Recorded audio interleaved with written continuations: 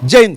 वक्फ bill जब केंद्र सरकार पास करती है लोकसभा में, राज्यसभा में, तो लगभग जो मुसलमान समुदाय के लोग हैं ना, वो शांतिपूर्ण तरीके से उसको मान लेते हैं। लेकिन कुछ ऐसे लोग भी हैं जो बिना विरोध किए नहीं रह सकते हैं। और कल पश्चिम बंगाल में उसी का एक ग्रुप देखने को मिला। वो लोग रास्ते पर उतरे, नारेबाजी किए, लेकिन वो नारेबाजी कब धर्म में बदल गया, धर्म के विवादों में बदल गया, ये पता भी नहीं चला। और पुलिस के सामने हिंदू धर्म का जो झंडा है उसको उतार दिया गया। बस भैया क्या बोलिएगा, एक तरफ से धरना प्रदर्शन प्रतिरोध, उसके बाद सीधा धर्म पर अटैक। देखिए, सबसे बड़ी बात है कि भारत एक लोकतांत्रिक देश है और इस देश में सब लोगों को अभिव्यक्ति की आज़ादी है। आप अपनी बात कह सकते हैं, लेकिन उसके लिए तरीका है और जगह भी बनाया गया है।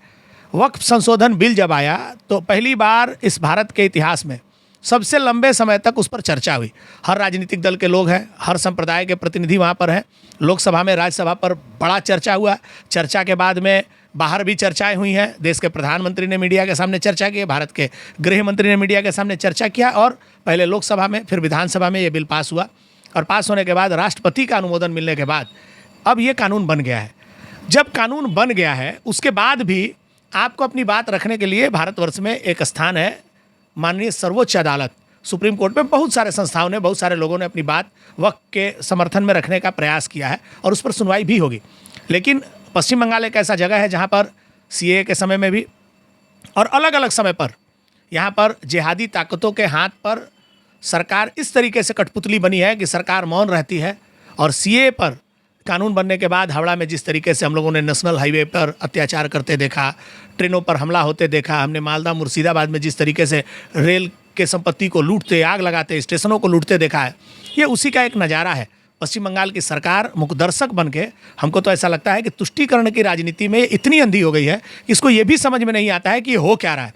आपने देखा होगा हावड़ा के राष्ट्रीय राजमार्ग पर एक व्यवसायी सड़क पर जा रहा था। उस व्यवसायी ने सिर्फ हॉर्न मारकर रास्ते में जा रहे लोगों से, जो लोग आंदोलन में कलकत्ता जा रहे थे, उनको सिर्फ ओवरटेक करने का प्रयास किया। उनके गाड़ी में, उनके डैशबोर्ड पर शिव जी की मूर्ति लगी हुई थी, जिससे वो चिन्हित हुआ कि वो हिंदू है। गाड़ी रोककर उसके गाड़ी पर हमला किया गया, गाड़ी के साथ तोड़फोड़ किया गया, उसके सिक्योरिटी के लोगों को मारा गया और गाड़ी को तहस नहस किया गया। उसकी थोड़ी देर बाद हम लोगों ने कलकत्ता में देखा, आंदोलनरत जो कुछ मुस्लिम संप्रदाय के लोग थे, उनके सामने एक बस खड़ी थी सड़क पर, चुपचाप उस बस पर जय श्री राम का एक झंडा लगा हुआ था, राम जी का, हनुमान जी का चित्र लगा हुआ।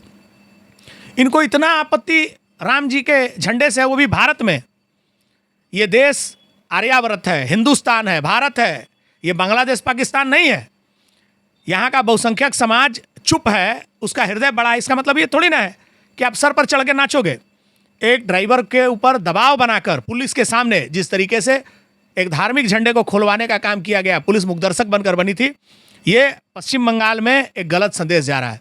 यही सिद्दीकुल्ला चौधरी जिनके आह्वान पर ये कठमुल्ले कल कलकत्ता पहुंचे थे, इनका ये जो रवैया है ये सत्ता पाने का है। यही सिद्दीकुल्ला टीएमसी के खिलाफ कलकत्ता में आंदोलन करते थे।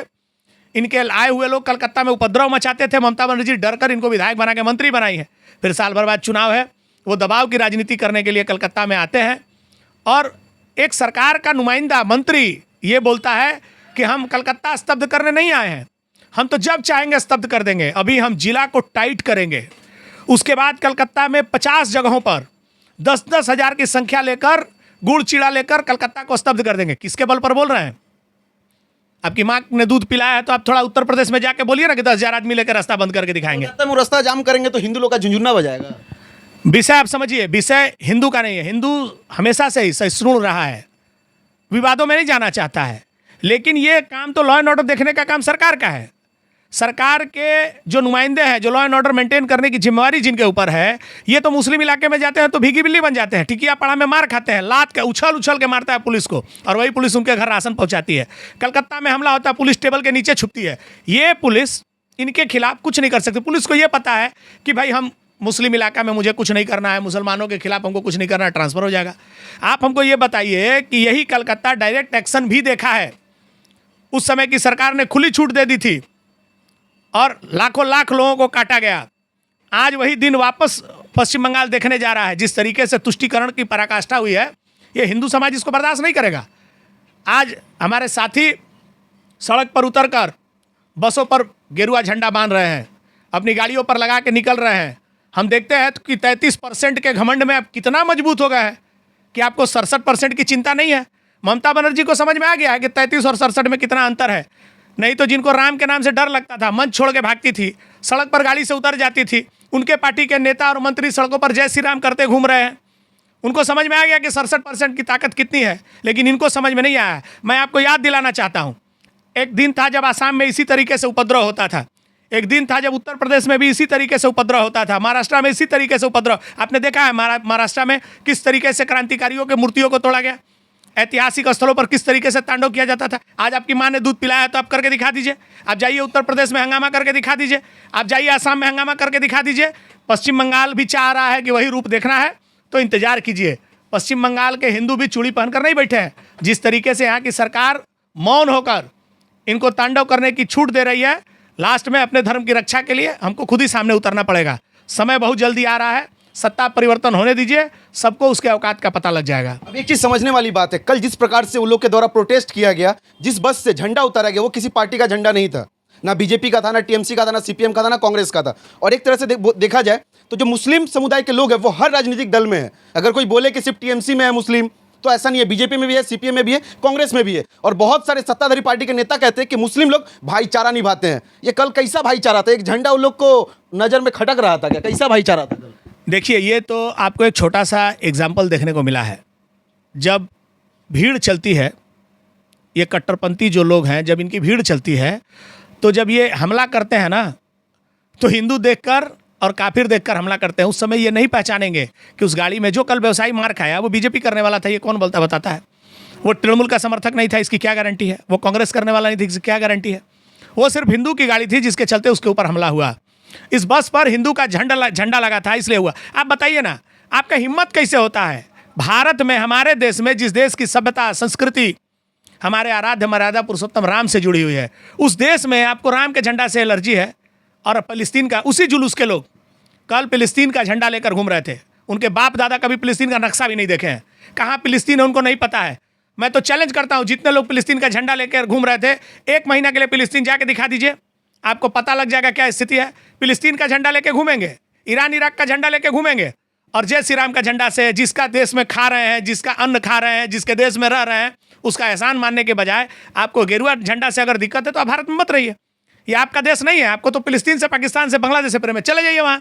आपको यहाँ रहना होगा तो यहाँ के सभ्यता संस्कृति का सम्मान करना होगा, नहीं तो ठीक समय आने पर आपका सही तरीके से इलाज होगा। कल रात के बाद सोशल मीडिया पे एक चीज तो देखने को मिला कि जिस तरीके से झंडे का अपमान किया गया, वहां पे जो पुलिस प्रशासन उपस्थित थी, शायद उनको भी कहीं ना कहीं थोड़ा सा अखर तो लगा होगा कि हम भी हिंदू हैं और हमारे सामने झंडे को खोला जा रहा है। लेकिन जो शीर्ष नेतृत्व पे बैठा है ना, उसको ये चीज़ नहीं दिखता है, क्योंकि पुलिस प्रशासन को जो आदेश मिलता है वो लोग उस हिसाब से काम करता है। उनको अगर कल आदेश दिया जाता तो 5 मिनट नहीं लगता भैया कलकत्ता का रास्ता साफ हो जाता, लेकिन उनको उसी हिसाब से आदेश दिया गया था। आपको क्या लगता है कि उत्तर प्रदेश में योगी जी की सरकार बनने के बाद में बहुत बड़ी संख्या में भारतीय जनता पार्टी के लोगों को पुलिस में भर्ती कराया गया क्या? या आसाम में हेमंत बिस्व शर्मा के मुख्यमंत्री बनने के बाद में वहाँ पर पुलिस में विशेष भर्ती हुई है क्या? वही पुलिस है, वही अधिकारी है, वही डंडा, वही बंदूक है। सिर्फ सेनापति बदलता है, सारी परिस्थितियां बदल जाती है। पश्चिम बंगाल में सेनापति बदल जाएगा, उसके बाद हम देखेंगे किसका माँ ने दूध पिलाया है कि सड़क पर आकर तिरंगा झंडा का अपमान करे और जय श्री राम के झंडा का अपमान करे। किसका माँ ने दूध पिलाया वो देख लेंगे, समय का इंतजार कीजिए। आपको छूट मिला है। पश्चिम बंगाल के मुख्यमंत्री तुष्टीकरण करने में इतनी मशगूल है कि उनको नहीं पता है। आप मुझे बताइए ना, क्या एक बार भी कुणाल घोष बताएंगे, शौकत मोल्ला बताएंगे, कल्याण बनर्जी बताएंगे, राजीव बनर्जी बताएंगे, उत्तर हावड़ा के विधायक गौतम चौधरी बताएंगे कि जो झंडा लेकर 2 दिन पहले आप सड़क पर जय श्री राम का नारा लगा रहे थे, बहुत बड़े हिंदू बन रहे थे, आपके मुंह से एक शब्द क्यों नहीं निकला कि सार्वजनिक जगह पर गलत तरीके से झंडा को खोला गया है और मैं उसका अपने पार्टी में रहते हुए विरोध कर रहा हूं? अगर आप विरोध नहीं कर सकते हैं तो आपको हम लोग यही समझेंगे कि आप सिर्फ दिखावा का राजनीति करते हैं, वोट बैंक के लिए हिंदुओं के त्योहारों में आप आते हैं। असल में आप तुष्टीकरण की राजनीति में इतने डूब गए हैं कि अपने धर्म की, अपने सभ्यता संस्कृति की आपको चिंता नहीं है। अच्छा, एक फोटो देखा जा रहा है, कल का जो तस्वीर था भैया झंडा उतारने वाला, उसके साथ एक और तस्वीर जोड़ दिया गया है कि एक मस्जिद पे कुछ हिंदू भाई लोग, हालांकि वो तस्वीर है उसकी पुष्टि हम लोग नहीं करते, उनके हाथ में भगवा झंडा है और मस्जिद के ऊपर उठ के लोग लगा रहे हैं। तो एक पोस्ट सुबह से चल रहा है कि दोनों में अंतर क्या है? आप मुझे बताइए, आप जो दूसरा तस्वीर दिखा रहे हैं वो कहाँ का है, किस परिस्थिति का है, क्या हुआ था? अब आप हमको बताइए। तो बस का ड्राइवर अपने बस पर एक जय श्री राम का झंडा बांधा था रामनवमी में, आप उसका तुलना बाबरी मस्जिद के ध्वंस के साथ करेंगे क्या? क्या वो बाबरी मस्जिद का ध्वंस कर रहा था, उसके साथ तुलना कर रहे हैं? आप क्या दिखाना चाहते हैं, क्या बताना चाह रहे हैं? आप किसी के साथ किसी की तुलना क्यों करेंगे? आप मुझे बताइए कि वो बस मालिक रामनवमी पर झंडा लगाया है, इसका मतलब कोई आदमी अपने घर पर झंडा लगाया वहाँ मुसलमान का बाहुल्य रहेगा तो खुलवा देगा? इसका मतलब यही है ना कि आप मुस्लिम इलाके से आप भगवा झंडा लगा के नहीं जा सकते हैं, आप अपने दुकान पर नहीं लगा सकते, अपने गाड़ी पर नहीं लगा सकते। यही ना आप बता रहे हैं कि जहाँ भीड़ में ज़्यादा है, जहाँ आप संख्या बल में ज़्यादा हैं, वहाँ आप भगवा झंडा नहीं रहने देंगे, खोल देंगे। अगर इसी का रिवर्स हम आपको समझाने लगे कि जहाँ मुसलमान संख्या बल में ज़्यादा है वहाँ बोल दे कि हम मुसलमानों को जुलूस नहीं निकालने देंगे, उनका झंडा लेकर नहीं चलने देंगे, आपको मस्जिद पर से नमाज नहीं पढ़ने देंगे, कैसा लगेगा आपको? कैसा लगेगा? आप कौन सा समाज बनाना चाहते हैं? समाज में क्या संदेश देना चाहते हैं कि आप भीड़ में रहेंगे? इस देश में लोकतंत्र चलेगा कि भीड़ तंत्र चलेगा?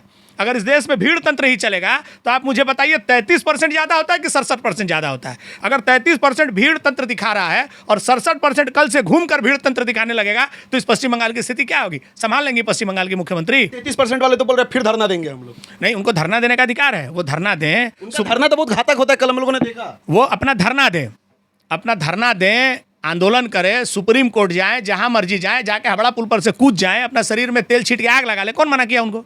आप अपना आंदोलन करिए ना। आप मेरा झंडा खुलवाने वाले कौन होते हैं? आप हमको बताने वाले कौन होते हैं? आप अपना धरना कीजिए ना। आप भारत में रहेंगे, भारत का नियम कानून मानना पड़ेगा, भारत का सभ्यता संस्कृति, भारत का धर्म मानना पड़ेगा। ये कोई पाकिस्तान नहीं है और ये अरब नहीं है कि आप जो चाहेंगे वो होगा। यहाँ वही होगा जो इस देश की सभ्यता संस्कृति जो है उसके साथ जो रहेगा वो रहेगा, और भारत के कानून संविधान को मानना होगा। अभी तो सड़क पर कल नारा लग रहा था कलकत्ता में कि संविधान मानची ना मानवो ना। मालदा में संविधान नहीं मानेंगे जो लोग नारा लगा रहे हैं, उनको इस देश में 1 मिनट भी रहने का अधिकार है क्या? देश के प्रधानमंत्री को भी गाली दे रहे हैं। जो देश का संविधान, प्रधानमंत्री को गाली दीजिए, राष्ट्रपति को गाली दीजिए, आप गाली देने का हक है, आप गाली दीजिए, अभिव्यक्ति की आज़ादी है, आप गाली दीजिए, आपके खिलाफ जो होना होगा। लेकिन आप मुझे बताइए, जो व्यक्ति ये बोलता है कि मैं भारत के संविधान को यही संविधान मानची ना मानबो ना, ताले तुम्हार केहू हमरा इंडियन मानची ना मानबो ना, एक एक को पकड़कर देश से बाहर निकाल लेंगे। अगर जो जिनके मुंह से ये शब्द निकलेगा कि हम भारत को नहीं मानते, भारत के संविधान को नहीं मानते, उनको भारत में 1 मिनट रहने का अधिकार नहीं है। खाली सत्ता बदलने दीजिए बंगाल में, अगर इनका भाषा नहीं बदल गया और रामनवमी में खड़ा होकर शरबत नहीं पिलाए और जय श्री राम का नारा नहीं लगाए तो आप बताइएगा कि उमेश राय आपको राजनीति नहीं आती है। चलिए, कल जिस प्रकार से हुआ, हम लोग का झंडा उतारा गया, ना किसी पार्टी का झंडा था, ना किसी विशेष समुदाय के लोगों का झंडा था, ये एक सनातन का झंडा था, हमारी संस्कृति का झंडा था, उसको उतारा गया। सवाल बस इतना रहेगा कि आपके ईद, बकरीद, मुहर्रम में जो झंडा लगता है किसी हिंदू के द्वारा उतारा जाता है? ये सवाल रहेगा, और ये सवाल सत्ताधारी पार्टी के नेताओं से भी रहेगा और सत्ता में बैठे जो अधिकारी को संभाल रहे हैं, कंट्रोल कर रहे हैं, उनसे भी रहेगा कि ईद, बकरीद और मुहर्रम में उनके द्वारा जो झंडा लगाया जाता है कलकत्ता के तमाम जगहों पे, किसी एक हिंदू के द्वारा उस झंडा को उतारा जाता है क्या? और अगर कोई गलती से उतार भी देता है ना तो उस पर इतनी कानूनी प्रक्रिया कर दी जाती है कि वो इंसान जेल खटते खटते परेशान हो जाता है और उसका परिवार कोर्ट का चक्कर लगाते लगाते परेशान हो जाता है। लेकिन ये पश्चिम बंगाल है, यहाँ कुछ भी संभव है। अब देखना यही है कि कल का जो घटना हुआ उस पर मुख्यमंत्री का अभी तक कोई बयान नहीं आया, ना ही पश्चिम बंगाल पुलिस का बयान आया, लेकिन इन लोगों के द्वारा फिर बोला जा रहा है कि अभी हम लोग फिर से अवरोध करेंगे रास्ते को। तो आप लोग अवरोध कीजिए और पश्चिम बंगाल के जो हिंदू है वो हाथ में झुंझुना लेके आपका इंतजार करेंगे। जय हिंद।